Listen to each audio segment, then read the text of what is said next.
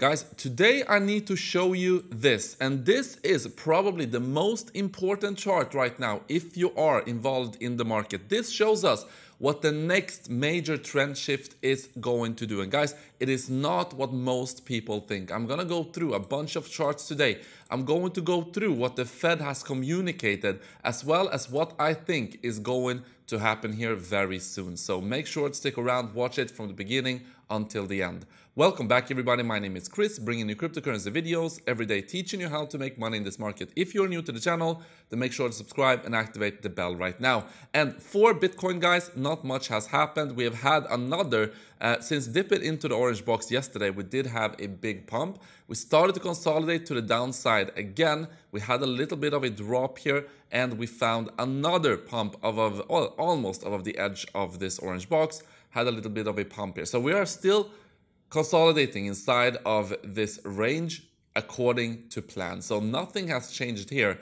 Now I want to talk a bit about the traditional markets, because traditional markets, of course, they're going to open up today evening on the futures. So this is definitely something to pay attention to. You can see how we ended up on Friday. We found support of the orange line right here, had a bounce. And the question is this bounce going to continue to the upside? Or are we going to have a little bit of a dead cat bounce here and then start to consolidate to the downside?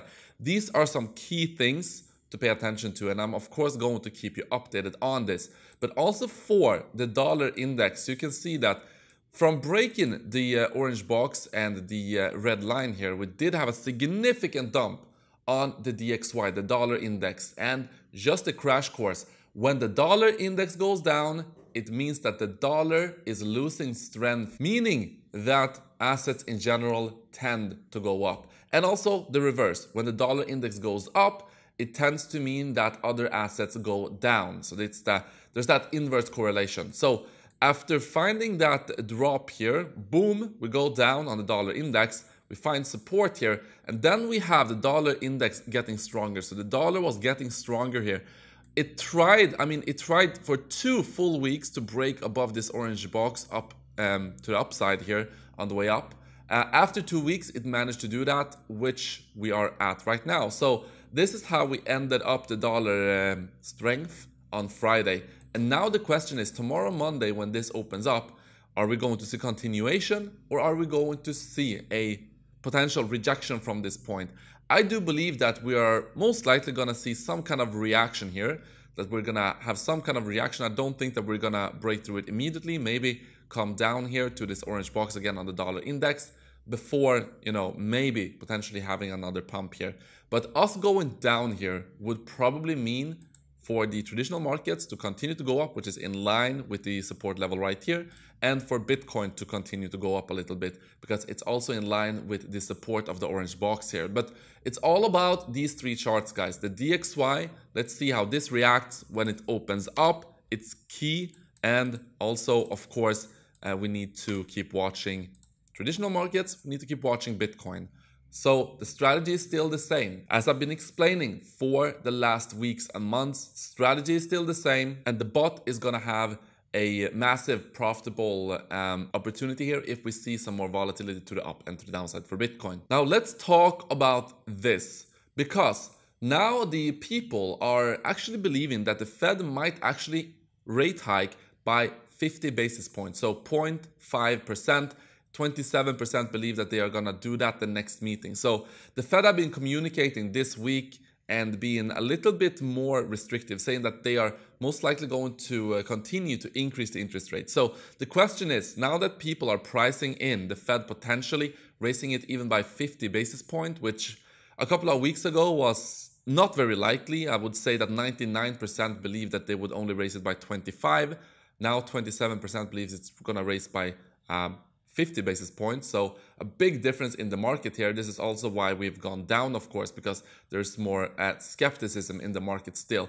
But I want to show you one particular chart, and it is this one, showing us the interest rate the Fed has had. And for one, what you can see is since the 80s, basically the interest rate have only been going down. And these red dots, what you can see is that when the Fed have been trying to raise the interest rate, they have always broken something, okay? When they have tried to raise the interest rate, they have always broken something into the market. You can see right here, they tried to raise it a little bit. They tried to raise it up until the point in which something breaks. So the pen, well, I do not know most of these crashes, to be honest, but nonetheless, these were the effects of the Fed raising interest rate. You can see they raised it a lot right here. You had another crisis. They had to revert. They had to stop cutting the interest rate. You have it here in the 82. They raised rates a lot, had a massive crisis, had to cut down the interest rates all the way down to the previous point, even lower.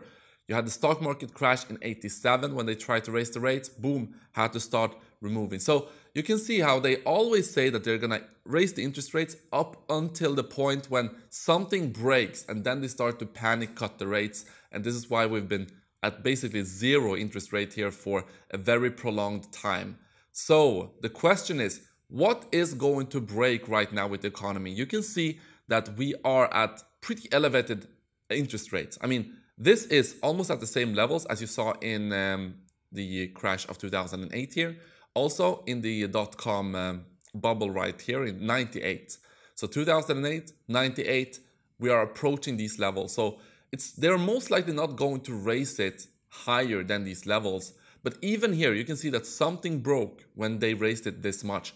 And so they started to cut the interest rates, free money started to enter the market again, money printing went haywire, and markets pumped because of that, of course. So remember, okay, we do not know what the Fed are gonna do right now. Also in terms of regulation, we do not know what's gonna come out. In fact, Gary Gensler actually came out and said, let me see if I can find it. Yes, Gary Gensler came out and said that basically everything besides Bitcoin should be classified as a security.